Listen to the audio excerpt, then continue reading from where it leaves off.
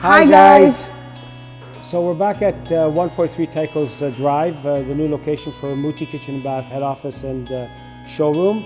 We are working diligently to hopefully get open for our scheduled date of April 1st. So maybe we'll take you for a little tour and give you a little update of what we've accomplished since the last time, and we'll go from there.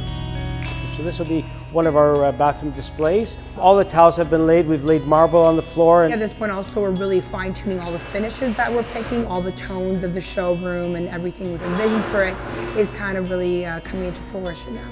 A lot of the displays have been put up at this point. So we've divided the showroom with the partition walls.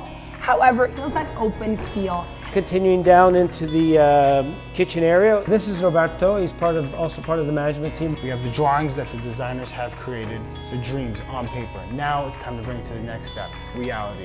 We have a couple offices here, and then we have the main offices for MUTI Kitchen and Bath that we've built. Up there, it's a great space that we're going to use primarily for the staff. It's important that the designers take time, for themselves and have a minute to rest and then get back to work. When you come up here, it's got a wonderful feel to it, just because of the natural light coming in from both sides.